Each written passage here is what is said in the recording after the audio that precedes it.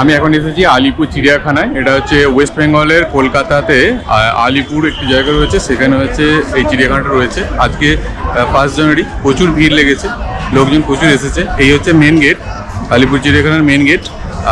তো এখানে আসতে গেলে আপনাকে হাওড়া দিয়ে শিয়ালদাতে যদি আসেন, একটা কাজ করতে হবে, বাসে করে আপনি পিটিএস বা হেস্টিংসের কাছে নামবেন। তারপরে এখান থেকে নেবে পায়ে হেঁটে 10 থেকে 15 মিনিট বা 6-7 মিনিট লাগবে হেঁটে, যদি তাড়াতাড়ি করে হেঁটে আসেন তো এইখানে পৌঁছাতে। আর না হলে আপনি যদি ক্যাব ধরে আসেন তাহলে ডাইরেক্টলি এখানে চলে আসবেন, হাঁটতে হবে না, একদম গেটে এসে নামিয়ে দেবে। তো চলুন ভেতরে দেখে কি কি দেখা যায় সেদিন আজকে দেখাবো। আর কত টিকিট লাগে বলতে, এখানে টিকিট হচ্ছে কি আপনার 50 টাকা করে টিকিট লাগে 5 বছরের ঊর্ধ্বে। আর 5 বছরের নিচে হলে আপনাকে 20 টাকা বোধহয় লাগে বাচ্চাদের জন্য। তো এটা অনলাইনেও কাটা যায় আর অফলাইনেও কাটা যায়। অনলাইনে সাইডে কতগুলো কাউন্টার আছে, ওখান থেকে কেটে নিতে পারেন, বা নিজের মোবাইলে গিয়ে ticket for online ticket for Alipore zoo বলে লিখবেন। ওখানে একটা সাইট আসবে, ওয়েস্ট বেঙ্গলের সাইট, ওয়েস্ট বেঙ্গল গভর্নমেন্ট সাইটের সাইট। তো ওখান থেকে আপনি ডাইরেক্টলি কেটে নিতে পারবেন নিজের মোবাইল থেকে, নাহলে এখান থেকে আপনি কাউন্টার থেকে কেটে নিতে পারবেন। এই হচ্ছে কাউন্টার, দেখুন এই যে পিছনে কাউন্টার, অনলাইন কাউন্টার, এখান থেকেও কেটে নিতে পারেন। তো চলুন ভেতরে দেখা যাক কী কী আছে। এখানে দেখুন এই চার্টটা দেওয়া আছে, কী কী পাওয়া যাচ্ছে, কোন কাউন্টারে কী কী দেখতে পাওয়া যাবে, সেটাই যে কত মিটারের মধ্যে দেখা যাবে সেটা দেওয়া আছে। দেখুন লিস্ট, এই দেখুন লিস্ট দেওয়া আছে। আর এখানে দেখুন, তো চলুন ওই দিকটা যাওয়া যাক, ওদিকটাতে অনেক কিছু রয়েছে, তো আমরা একটা করে দেখাবো। ভেতরে ঢুকে যেটা প্রথমেই দেখলাম, প্রচণ্ড লোকের ভিড় হয়েছে এবং বেশি লোক দেখছি এখানে ব্রেকফাস্টটা সেরে নিচ্ছে। পুরো ব্রেকফাস্ট সেরে নিয়ে এরা ওই চারিদিকে এবার দেখতে বেরোবে। আপনারা এই ম্যাপটাকে ভালো করে দেখে নিন। এই ম্যাপটা দেখে যদি আপনারা বিভিন্ন এলাকাগুলো ঘোরেন তাহলে আপনাদের খুব সুবিধা হবে। কোন এলাকায় কোন জোনে কোন এনকাউন্টারটা রয়েছে সেখানে এই প্রাণীগুলোকে আপনারা দেখতে পাবেন। পারলে আপনারা স্ক্রিনশট তুলে নিন। প্রথমেই দেখে নেওয়া যাক রয়্যাল বেঙ্গল টাইগার। ভারতবর্ষের মধ্যে প্রায় 3,500 কোয়ান্টিটির মতো রয়েছে এই বাঘ। অনেকে মনে করেন পৃথিবীর মধ্যে দ্বিতীয় বৃহত্তম হলো এই রয়্যাল বেঙ্গল টাইগার। পুরুষ বাঘের প্রায় ওজন হয়ে থাকে প্রায় 200 থেকে 250 কিলোগ্রামের মতো, এবং বাঘিনীর ওজন হয়ে থাকে প্রায় 1 থেকে 150 কিলোগ্রামের মতো। তো বাঘটি এখানে সামনাসামনি ঘোরাঘুরি করছিল, ক্যামেরায় ধরলাম। দেখুন যে দিকটিতে লোকজন বেশি হয়েছে, বাঘটা দেখলাম সেদিকটাতে বেশি ঘোরাঘুরি করছে। এবার দেখে নেব হুকলক গিবন। এটি হলো লেজবিহীন একমাত্র বানর যা ভারতবর্ষে পাওয়া যায়। এরা গাছের ডালি বেশিক্ষণ থাকে, জঙ্গলের মাটিতে এদের ঘোরাফেরা করতে বেশিক্ষণ দেখা যায় না। ভারতীয় একশিঙি গন্ডার, এদেরকে পশ্চিমবঙ্গ, আসাম, উত্তরপ্রদেশ এবং পার্শ্ববর্তী দেশ নেপালে এদেরকে দেখতে পাওয়া যায়। এদের খড়গের সংখ্যা 1টি হয়। এদের একটি বিশেষত্ব হলো যে এরা একটি নির্দিষ্ট স্থানে মলত্যাগ করে এবং এরা জলাশয় এবং ঘাস জমিতে থাকে সবসময়। এই যে ক্যাঙ্গুরটাকে দেখবো, এটি সাধারণত অস্ট্রেলিয়ায় পাওয়া যায়। এরা 20 বছরের মতো বাঁচে এবং এদের ওয়েট প্রায় 50 থেকে 70 কিলোগ্রামের মতো হয়ে থাকে এবং এদের হাইট হয়ে থাকে 1.5 থেকে 2 মিটারের মতো। এখানে আমরা অনেক রকমের হরিণ দেখতে পেলাম। তো বিভিন্ন রকমের হরিণ এখানে রেখেছে, তার মধ্যে 3-4 রকমের হরিণ আমরা এখানে দেখলাম এক জায়গাতে রয়েছে। পুরো পৃথিবীর মধ্যে সাধারণত 43 প্রকারের হরিণ দেখতে পাওয়া যায়, আর ভারতবর্ষে এখনো পর্যন্ত 12 রকমের হরিণ দেখতে পাওয়া যায়। এখন দেখছেন জেব্রা, এগুলোকে সাধারণত আফ্রিকায় পাওয়া যায়। একটি পূর্ণ বয়স্ক জেব্রার ওজন প্রায় 350 থেকে 400 কিলোগ্রামের মতো হয়ে থাকে। এরা ছুটতে পারে প্রায় ঘন্টায় 65 কিলোমিটার গতিবেগে। এদের জীবনকাল হয়ে থাকে প্রায় 40 বছরের মতো। এবার দেখুন শিল্পাঞ্জি, বিজ্ঞান তো বলে এরাই নাকি আমাদের পূর্বপুরুষ। তো এরা বেঁচে থাকে প্রায় 35 থেকে 40 বছরের মতো। খাদ্য হলো গাছের পাতা এবং ফল। এবার দেখুন আলদাপ্রা জায়ান্ট টর্টয়েস, এই প্রজাতির কচ্ছপগুলি আকারে সর্ববৃহৎ হয়ে থাকে পৃথিবীর মধ্যে। এরা 150 বছর পর্যন্ত বাঁচে। এই দেখুন এই ভয়ঙ্কর প্রাণীটিকে, এটি হলো জাগুয়ার।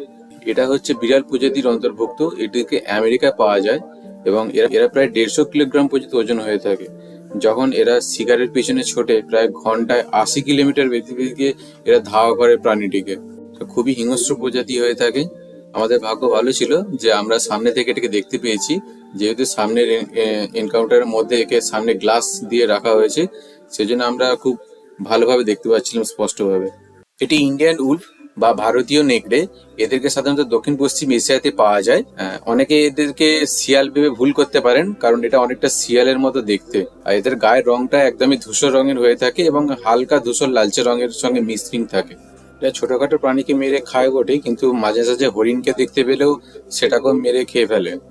আমরা এখন ঘুরতে ঘুরতে একদম চিড়িয়াখানার মাঝখানে চলে এসেছি। এখানে আজ প্রচুর লোকের ভিড় হয়েছে, দেখুন চারিদিকটা প্রচুর ভিড়ে ভর্তি। তো চলুন বাকি পশু পাখিগুলো দেখে নেওয়া যাক। এই জিরাফগুলিকে সাধারণত আফ্রিকায় দেখতে পাওয়া যায়, প্রায় 25 বছর পর্যন্ত বাঁচে। এরা ঘন্টায় প্রায় সর্বোচ্চ 60 কিলোমিটার গতিবেগে ছুটতে পারে। এবার দেখুন কিছু প্রাণী যেগুলো প্রায় বিলুপ্ত প্রায়। এটা হলো সজারু, ওটা গায়ে কাঁটা ভর্তি থাকে। এটা হলো পেঁচা, যেটা রাতে দেখতে পাওয়া যায়, দিনের বেলা প্রায় দেখতে পাওয়া যায় না, সেই জন্য এদেরকে একদম অন্ধকার ঘরের মধ্যে রাখা হয়েছে। এবার দেখুন সাদা বাঘ, এটিকে একটি ছোট্ট একটি এনকাউন্টারের মধ্যে রাখা হয়েছে এবং এর পাশেই রয়েছে একটি রয়্যাল বেঙ্গল টাইগার।